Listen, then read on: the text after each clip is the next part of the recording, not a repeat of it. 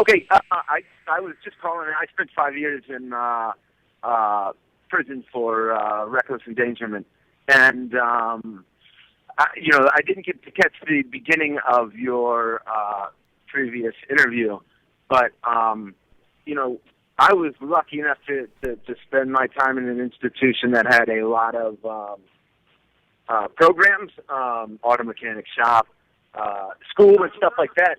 And when I got out, they cut those programs out.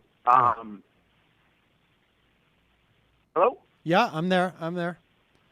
So when you I'm sorry. so when you got out, so when you were when you were in prison, they had programs that gave you sorts of job training and whatnot, and then they were subsequently cut. Yeah. So and the state, that had shops that made like desks and stuff for county schools and areas, parts of the state that were didn't have a lot of money. So that part was good. It gave the guys in the institution something to do. They made $2 a day doing it, but nobody was cashing in and making a lot of money off of their labor.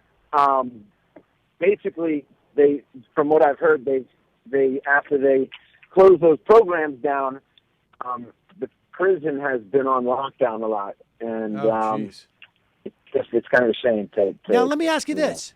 The programs that you went into and that you were in there for 5 years. When you came out, were you able to find work? And to the extent that you were, how much do you perceive that as being attributable to those programs that you were involved in?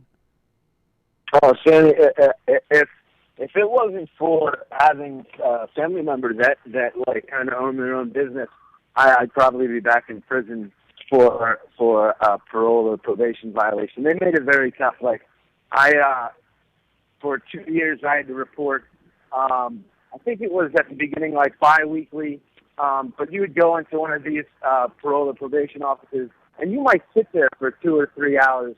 And I would see guys in there on their lunch break, and it was, they'd be sweating bullets. They'd say, "Oh, what do I do? Do I sit here and wait for my PO meeting, or do I lose my job?" Luckily, I didn't have to worry about that. White privilege, I guess. Wow, that's amazing. That never even occurred to me, but I guess, and what are you going to do? Go into your PO's office and say, "Hey, a-hole, you're causing me to lose my job because I'm waiting here for a couple hours to talk to you." And you can't say that to the probation officer, right? Yeah, well, they don't really, there's a few decent, parole officers, but most of them are so overworked. They really could, they're so desensitized to it all. They don't care if you're out there waiting, for a couple hours. I saw, a couple guys, their freedoms were revoked. They might have been on parole, and so that they didn't report, so they were put on home detention, and then they lost their job, and it's just like a never-ending cycle, and it was shitty. Yeah, it sounds it. Well, I appreciate your weighing in, and yeah. Sorry, it's a little talking to you right now. For some reason I'm hearing a delay in the background, so I apologize if I haven't been no problem. Clear, but it's feel free to difficult. call in again after you've listened to the entire interview. Thanks, Sammy. All right, bye-bye. Interesting. That's one element that that makes it even that much harder. I mean, it's just such a mess.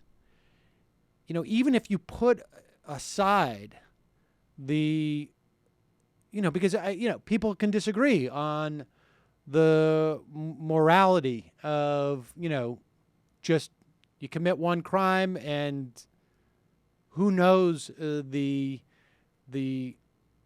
legitimacy of the perception of that as a crime, as to whether it warrants prison. But you can put all those moral questions aside and just look at the basic, just from a good governance perspective, just the efficacy and the sort of the money and the waste, the human capital waste.